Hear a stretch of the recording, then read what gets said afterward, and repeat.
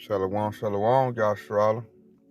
We want to start off first things first, giving all praise and glory to Yahweh, Bahashem, Yahweh Shah, Bahashem Kakadash, to Paleo Hebrew tongues, correct names of the Heavenly Father, the Son, and the Holy Spirit. Double honors to the apostles and elders of GMS, and shalom to sister brothers living this truth, and shalom to the brothers and sisters listening and studying to show themselves approved. Shalom. I want to start off today talking about, something that's very dear to me. We just had a hot holy day, happened a couple days ago, February 14th, which Babylon, represents as Valentine's Day. But I'm here to tell you that is a high holy day. That's where they get the term holiday from, high holy day. That we represent as a culture is a day that we do. And here I'm about to tell you, it's called PURIM. And I'm about to tell you about PURIM and what led to it and why we're supposed to celebrate that to this day. And we were so real yap about it. It was a Sabbath was on Purim. February 14th was the Sabbath. It was Shabbat. So check it out. We're gonna run through. If you want to know about Purim, you got to run through the book of Esther. Who was a queen. She became a Persian queen. She was an Israelite. From the tribe of Benjamin, and she helped save our people. If it wasn't for Mordecai and Esther, would none of us be here to this day? Because the Edomites, put a plan to destroy us during that time, during the Medo-Persian rule, and it didn't work. And we're gonna run through the scriptures. We're gonna run, and you're gonna learn about Purim, and you're gonna learn how these devils were unsuccessful in trying to exterminate us. Because that's always their plan. They always look to try to exterminate the children of Israel, but they're never going to be successful because we're the people supposed to rule the planet of Earth. And we're going to rule. And there's nothing this devil can do about it. But he will try. Let's start off talking about Purim, which is P-U-R-I-M, Purim, which goes into, lot. So let's start out my first precept. This is Esther 9-19. Therefore, the Jews of the villages that dwelt in the unwalled towns made the 14th day of the month Adar a day of gladness and feasting, and a good day, and of sending portions one to another. So you hear that, Jews? When you talk about Jews, it's really talking about all of Israel, but right here, talking about the southern tribe, your Benjamin, Judah, and your Levites. They are called Jews, other ones called Israelites, but sometimes referred to as Jews for the whole nation. So that's talking about us right there. The month of Adar is February, because February is after a Roman name, February. They Janus, January, they named after Roman gods and things of that nature. But in our culture, it was called Adar, and it's the last month. It's the 12th month, because the new year starts in March. Not in January, because in March, that's when everything becomes new. Spring and new. That's really the new year, because that's when we celebrate Passover. So that being said, it's on the 14th day of Adar, which goes into February. And what day did Esau change it into? He changed it into Valentine's Day. A day of giving gifts to women and making women feel entitled and all of that mess. That's what he turned our holy day into. A day of female worship. See how these devils do? But really, it's a day of gladness, feasting, and sending portions to one another, which that goes into sending gifts. So basically, it's like Christmas. We're supposed to celebrate our Christmas on the 14th day of February, which is called Purim. That's what we're supposed to do. Same thing. You make a feast. You cook with, lawful food. And you make gladness and you give gifts to one another. That's what we're supposed to do. So we shouldn't celebrate Christmas no more as Israelites. We should always be celebrating Purim and get back on track with our culture. So that being said, let's go into the history of Purim. You got to find out who the players are, what it represent, what was going on during them times, and how did we get here. Let's go all the way back to the first chapter. We're going to read this. Go Esther chapter 1, verse 1. Now it came to pass in the days of Ahasuerus, This is Osiris, which ranged from India even unto Ethiopia, over 170 and 20 provinces. That is those days when the king Osiris sat on the throne of his kingdom, which was in the Shushan, the palace. In the 3rd year of his reign, he made a feast unto all the princes and the servants, the power of Persia and Media, the nobles and the princes of the provinces being before him. So this is talking about the Medo-Persian Empire. This is giving their king right there. Because, you know, when we did history, we named about the kings. This was King Osiris. It's telling you where he ruled from, you know, ended Ethiopia. So he had a big kingdom, you know. So this showing we was in bondage at this time to the Persians. We were up under them, you know. So that's who was ruling at this time during, you know, the times of Queen Esther. You know, and it's showing, you know, who all he ruled, where he was placed at his capital and all those things of that nature, you know. So with that being said, let's go to who kicked it all off, who this is about.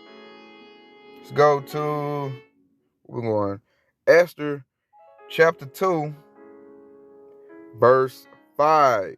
Check this out. Here's our main player right here. Here go our main man right here. This is Esther chapter 2, verse 5. Now in Shushan, the palace, there was a certain Jew whose name was Mordecai, the son of Jair, the son of Shimei, and the son of Kish, a Benjamite. So Mordecai was a Benjamite, you know. He was a Jew. He was an Israelite. Yashar Allah, Mordecai, right there in the kingdom. We're going to hit 6. This is going to what I said earlier. Who had been carried away from Jerusalem with the captivity which had been carried away with the Jeconiah, king of Judah, whom Nebuchadnezzar, the king of Babylon, had carried away. You peep that? So the kingdom had been ransacked at this time. You know, Jerusalem had been ransacked through who? The Babylonians. They carried us away into captivity, and now we're in the hands of the Persians. We're up under them, just like we're up under Esau to this day. You know, we're in captivity. So check it out. We'll go on down to 7. And he brought up Hadassah, that is Esther. See, she had a Hebrew name. His uncle's daughter, for she had neither father nor mother, and that the maid was fair and beautiful, whom Mordecai, when her father and mother were dead, took for his own daughter. So Esther, Queen Esther, was a Benjamite. Just show it right there. Her father and mother died. Her uncle took her in. So they were Benjamites. These were Israelites. She had a Hebrew name, but he changed her name to Esther because he was trying to keep her, you know, the knowledge of who she was concealed, because we in captivity at this times. You know, and it said, what the first thing it said right here? It said she was fair and beautiful, you know, because Israelite women are very beautiful. We have the most beautiful women on the face of this planet, you know. Can't nobody touch them at all, especially when they in their own element and let their natural beauty bring forth. You can't touch our women. That's why these nations are jealous of us. That's why these women are jealous of our women, because they don't have the, you know, the sex appeal that our women have. They don't have none of that, man. Our women are the best women, especially when they're in their natural element, when they know who they are, carry themselves with their class. Man, you can't beat the Israelite women, man. You know? So I want to see how far was I going to read on this one. I think I was going to stop right there. I wanted to bring up the major players, you know? And so Queen Esther, right? She was fair and beautiful. You know, the king gathered up all the maidens to him, you know, and he wanted, you know, all the maidens to be gathered up. When he seen Queen Esther, the king, Osiris, you know, he fell in love with her.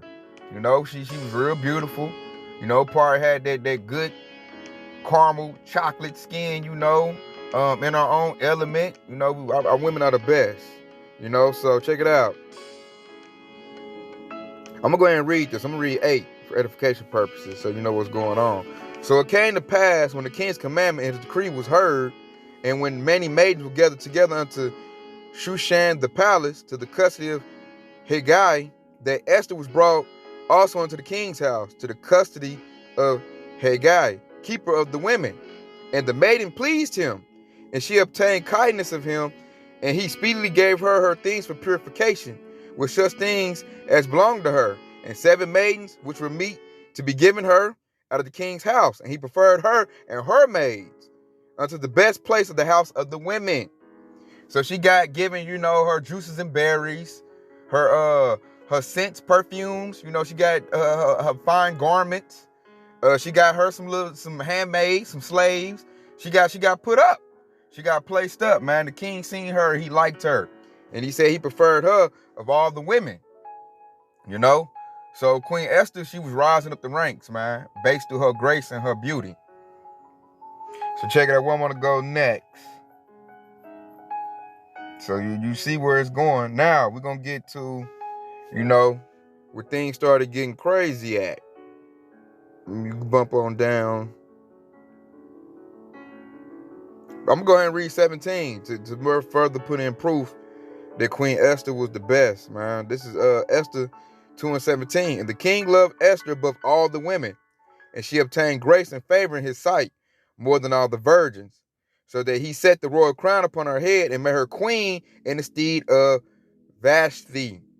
So she became queen then through her grace and her beauty. Her grace and her favor in his sight. She was the best. So she just flew up through the ranks and became queen. Knocked out the old queen, she became queen. So now she's queen right now. Queen Esther, who is a Israelite. But check this out, I'm gonna read this,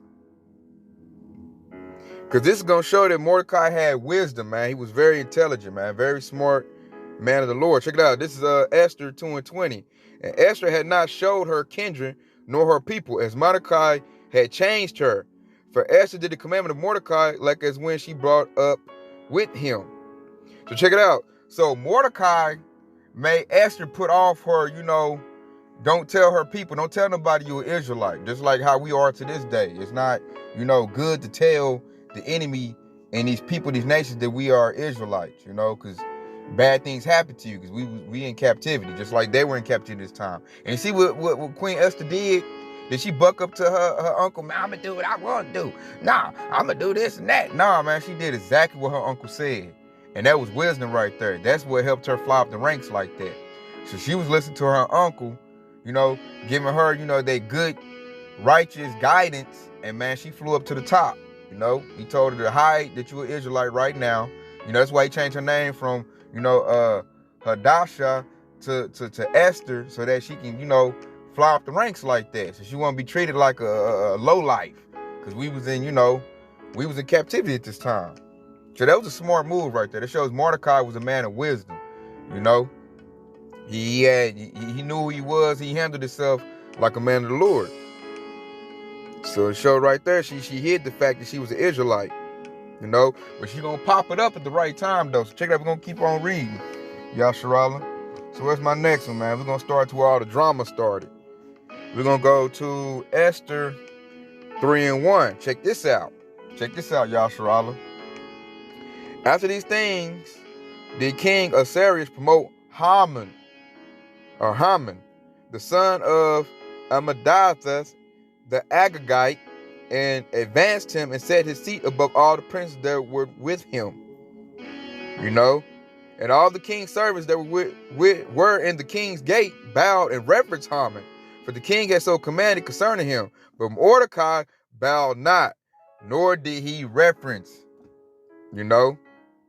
Nor did he reverence. So Mordecai didn't give reverence to Haman. Why did Mordecai not give reverence to Haman? Because Haman was a Edomite from the chief tribe of Amalek. So he was a Jewish, man. And Mordecai knew who he was. Mordecai knew his nationality. He knew that man's nationality. We don't pay reverence to Esau. We don't bow down to Esau. No. So that showed Mordecai knowing who he was and knowing who that man was. And even though the king, made everybody show reverence to Haman, Mordecai like, man, nah, this is my sworn enemy, man. I ain't giving reverence to that dude. So the drama started right there. And we're going to get some more information, because they called him an Agagite. And if you're reading this, let me see, make it bigger. Son of Amathath, the chief minister of King Ahasuerus. Haman was a descendant of Agag, the king of Amalekites. If you've been in this truth, studying the brothers, the Amalekites go into the Jewish people. the chief tribe of Esau, the top of the top, the elite bankers is what that goes into. The people that's ruling the world right now. That's why Haman got elevated like that, because Assyrius knew who his people was. So he gave him, set him up and let him rule stuff. So let's go back to the scriptures, because this now the drama about to kick in. The drama about to kick in now, So check it out. Where was I at? Oh yeah, 3. Then the king's servants, which were in the king's gate, said unto Mordecai, Why transgresseth thou the king's commandment? Now it came to pass, when they spake daily unto him, and he hearkened not unto them, that they told Haman, to see whether Mordecai's matters would stand, for he had told them that he was a Jew. And when Haman saw that Mordecai bowed not, nor did him reverence, then was Haman full of wrath. He was mad. He looking to take Mordecai out. Like, man, how you not gonna bow down to me? And that's Esau's main thing. Esau wants us to bow down to them. The 2/3 in our current generation, they do that. They give reverence to Esau. They bow down to Esau. They look to Esau as their master. The 1/3 hopeful elect, which Mordecai represents in the scripture, we don't bow down to Esau, nor do we give reverence to him. We give reverence to Yahweh Shah, and our apostles and elders. We don't give reverence to no damn Edomite. No, man. The Most High hates you. You supposed to be beneath my feet. So the hopeful elect represent how Mordecai feels. We're not giving reverence to this devil. We're not complying with their BS. None of that. We dealing with that to this day. That continues. So I'm going to keep on reading. Where did I stop at? 5. We're going to continue on 6. And he thought scorn lay hands on Mordecai alone, for they had showed him the people of Mordecai. Wherefore Haman sought to destroy all the Jews that were throughout the whole kingdom of Assyrius, even the people of Mordecai. So right there, hey, that's an extermination. Because of Mordecai, he thought to kill all Israelites. He wanted to destroy all of them in the king of Assyrius. Because our head dude didn't bow down to him, man. They didn't like that. So he was like, I'm gonna exterminate them all. Because we natural born enemies anyway. So I'm gonna keep on reading on 7. In the first month, that is the month Nisan, in the 12th year of King Assyrius, they cast Pur, that is the lot, before Haman, from day to day and from month to month, to the 12th month, that is the month Adar. So that's why PURIM goes in the lot. They cast lots. They're basically like, man, we're gonna decide what to do with these people, what to do with these people. Like, they would decide, what to do with us. Basically, like they was making counsel. Should we destroy them? Should we not destroy them? Check it, I'm going to read all the way to 8 too. And Haman said unto King Assyrius, There's a certain people scattered abroad and dispersed among the people, and all the provinces of thy kingdom, and their laws are diverse from all people. Neither keep they the king laws, therefore it is not for the king's profit to suffer them. Woo, that's big right there. That shows what was our people keeping. They was keeping the laws and commandments of the Bible, the book of the law. That's what we was keeping. We wasn't keeping the laws of the king. Same way what's going on now. We're coming back into the laws and commandments of Yahweh Shah. We throwing off what Esau say, and we doing what, Yahweh Shah say. They don't like that. They don't like us keeping the laws and commandments. No nation like that. I noticed the Hamites didn't like that. So now you saying Haman didn't like that. He made a petition to the king, like, man, let's get rid of them, because they not, they're not following after you. They following after their book, the book of law, which goes to the Bible. They follow the laws and commandments. And you see how he said there's been scattered abroad and dispersed among the people? So we went into captivity, man. We was all gathered up into all the other people, other nations, man. Same thing going on to this day. Same thing. So I like this the book of Esther as it parallels what we're dealing with to this day, where we at. And why we got to come back into who we are. And you shouldn't be scared to come back to the laws and commandments, because Most High about to make a way for us. Check out how he did for Esther and Mordecai. So if you read right there that they were supposed to destroy us, Haman already done talked to the king, made that wicked counsel, and right now they got it on the plans like all Jews are to be, all Yashraelis to be slaughtered. So check it out. We're gonna keep on reading. Let's go to Esther Esther 5 and 13. Because this is about to show the setup, man. And this is beautiful right here. Keep in mind these precepts I'm about to read. So this is Esther 5 and 13. Yet all this availeth me nothing, so long as I see Mordecai the Jew sitting at the king's gate. Then said Sheresh, his wife, and all his friends unto him, let a gallows be made of 50 cubits high, and tomorrow speak thou unto the king, that Mordecai may be hanged thereon. Then go thou merrily with the king unto the banquet, and the thing pleased Haman, and he caused the gallows to be made. So right there's a banquet going on. Queen Esther has conspired with the king to call up a banquet, because the king asked Queen Esther, like, what is it she want? He about to give her a petition of her, whatever wish she want, he about to give it to her. And so Haman plotting with the king to kill us, but he don't know Queen Esther over here, she got a plan too. She got a plan going. She done told all the Jews, all our people to fast, make prayers to Yahweh Shem Shai. Mordecai, he looking like, they making prayers. Get prepared and watch what happens. So Haman talked to his wife, Zeresh, that's who that is. That's Haman's wife, to make what you call it, a gallows, where you hang people. And they said that showed the wickedness of women. Haman's wife told him to make a gallows so that Mordecai could be hanged on it, right? We just read that, right? That came from his woman. He said that pleased him. He's like, yeah, man, I'm going to do that.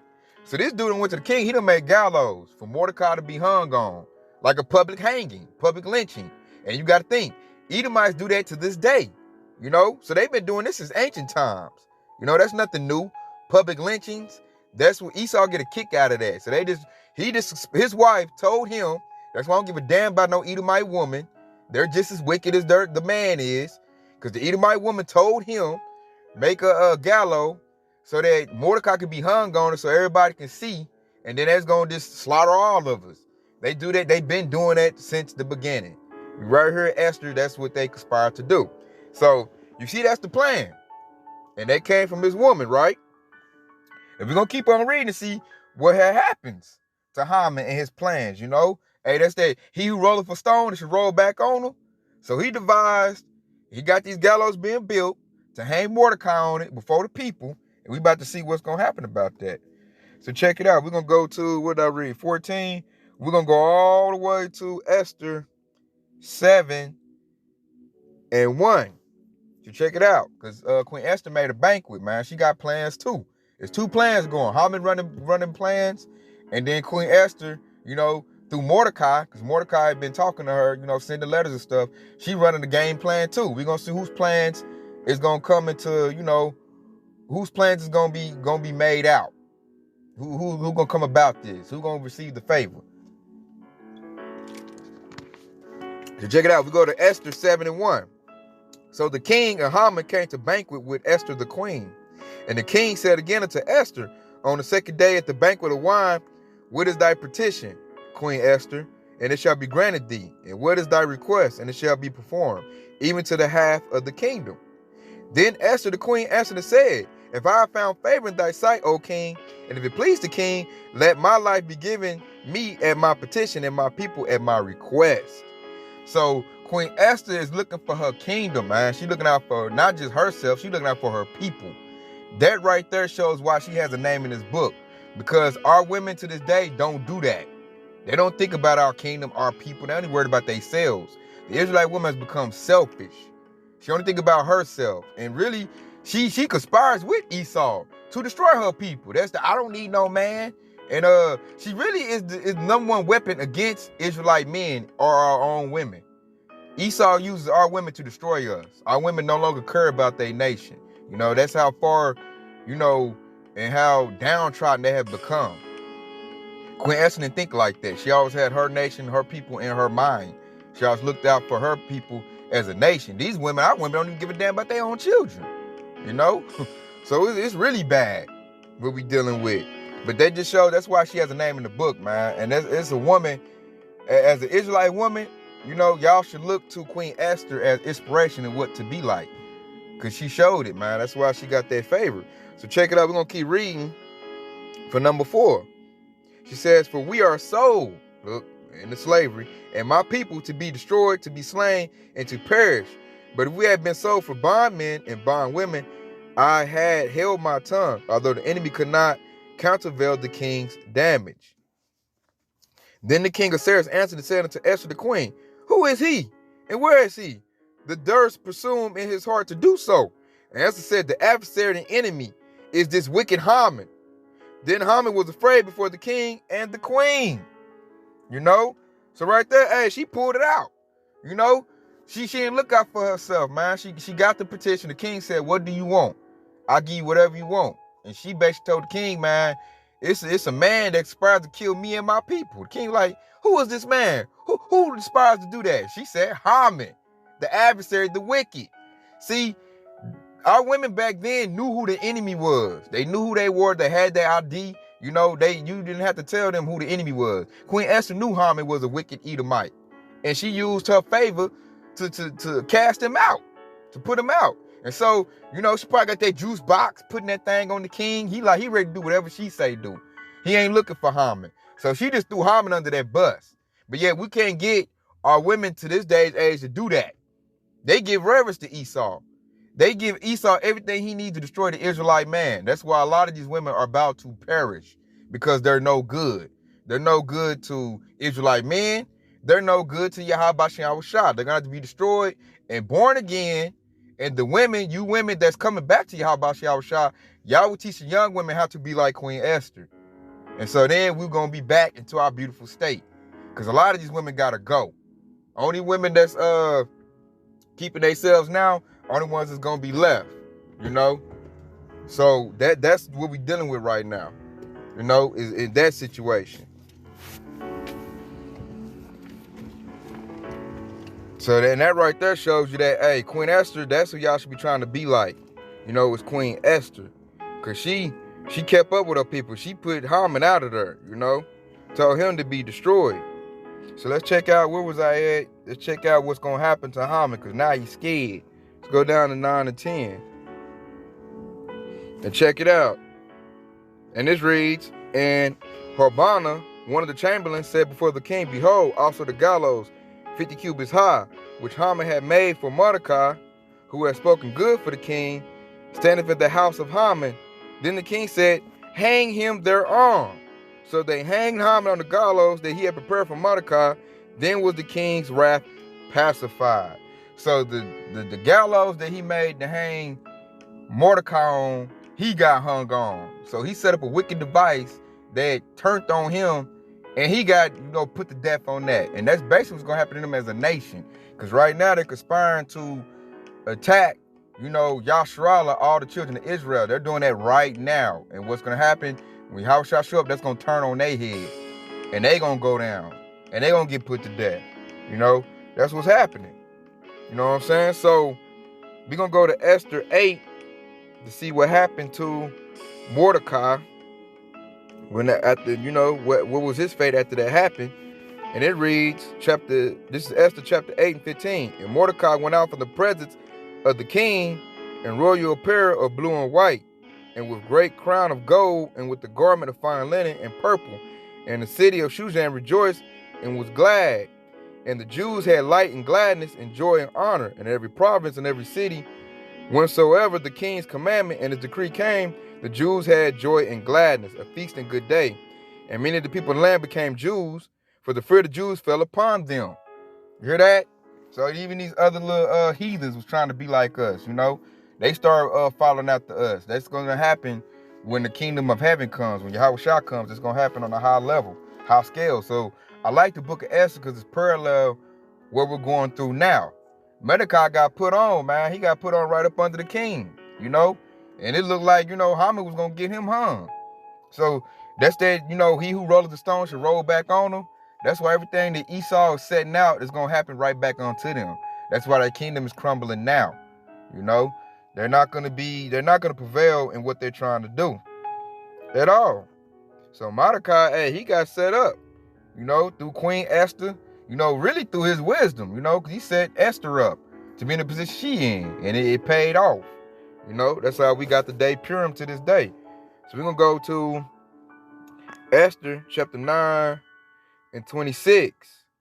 Wherefore they called these days Purim at the name of Pur, Therefore, for all the words of this letter and of that which they had seen concerning this matter, and which had come unto them, the Jews ordained and took upon them and upon their seed and upon all such as joined themselves unto them, so as it should not fail, that they would keep these 2 days according to the right and according to the appointed time every year, and that these days should be remembered and kept throughout every generation, every family, every province, and every city, and that these days of Purim should not fail from among the Jews, nor the memorial of them perish from their seed.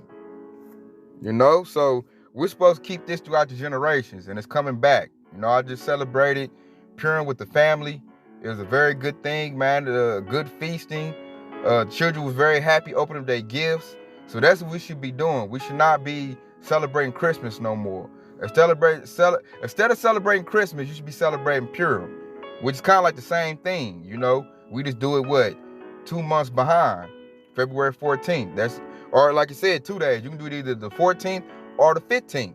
It's supposed to be like a 2-day festival. We did it on the 14th and wrapped it up, but that's what we should be doing. We should fall back into that, and really that's a good thing. That way you ain't got to get caught up in the Edomite wicked holiday, caught up in that holiday rush of shopping and Christmas. It just makes it easier on you. You probably get the sales after that, put it back, and then, open up the gifts and do all that on Purim, which is February 14th and the 15th, and that's what we supposed to be doing. That's rehearsing those righteous acts.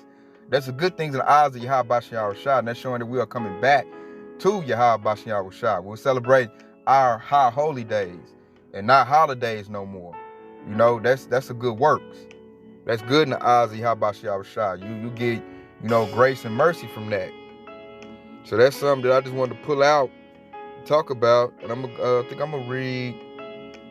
I think I might end off with 31 and 32. To confirm these days of Purim and their times appointed, according as Mordecai the Jew and Esther the queen had joined them, and as they had decreed for themselves and for their seed the matters of fasting and their cry. And the decree of Esther confirmed these matters of Purim, and it was written in the book. That's why we have it in our Bible to this day, in the book of law, because that's the things that had happened. These matters was, they were, what I want to say, they were recorded and put in our Bible for us to have a generation from time to time to know our holy days and celebrate that. Our feast days. We ain't supposed to be celebrating Thanksgiving, Christmas, and Esau's. We ain't supposed to be after this devil, man. We're supposed to be after Yahweh Bashem Yahushua, this book, which is our culture. And we need to put that back into play, and it's happening. Starting with the house of David on down. Everybody's coming back into the ways of Yahweh Bashem Yahushua, and it's a very beautiful thing. And I love it. I'm going to end off with this. I'm going to go to the dishes of Esther, because this is why they took this out. This is why they took this out, because there's 2 lots. Because Purim going to lots. There's 2 lots. One for Israelites, one for the Gentiles. So check it out. This is the dishes of Esther 10 and 9. And my nation is this, Israel, which cried to Yahweh and were saved. For the Lord hath saved his people, and the Lord hath delivered us from all those evils. And Yahweh hath wrought signs and great wonders, which have not been done among the Gentiles. Therefore hath he made 2 lots, one for the people of Yahweh, and another for all the Gentiles. And the 2 lots came at the house, Salakia, and these 2 lots came at the hour and time and day of judgment for Yahweh amongst all nations. So Yahweh remembered his people and justified his inheritance. Therefore those days shall be unto them in the month of Adar, the 14th and 15th day of the same month, with an assembly and joy and with gladness before Yahweh, according to the generations forever among his people. Woo, that was big right there, Yahshua. Repeat that. It said Yahweh remembered his people and justified his inheritance. So we are the inheritance of Yahweh Bashem Yahushua. And so it's time for us to start carrying ourselves in a royal fashion. We need to start carrying ourselves like kings and princesses. We need to come back into that. We are royalty people. Our people need to quit acting like niggas and thoughts, like garbage, like degenerates. That's all Esau's doing, man. That's why really coming to royal, you gotta come into these scriptures, man. So Yahweh Shah is doing his best. He is grounded up. He bringing all the people that got a royal mindset are coming back to him. And how he's talking to him through these scriptures. That's how he's getting us right. Because he showed us right there that we are his inheritance. You know? And he delivered us from all those evils. Deliverance is coming again. And this deliverance is going to trump all the deliverances ever written in this book before. This is going to be the biggest deliverance ever. So we got to get ready for that and prepare for that, you know. And one of the ways to prepare for that is start, you know, celebrating our holy days, which, you know, we just did PURIM. We got Passover coming up, you know. Start, you know, looking into that. You know, GMS, type in Passover and start seeing how to carry that out because we got that coming. So that being said, I hope this has been edifying. You know, Lord willing, to the next time, Shalom, DTA, Baba Ball, soon.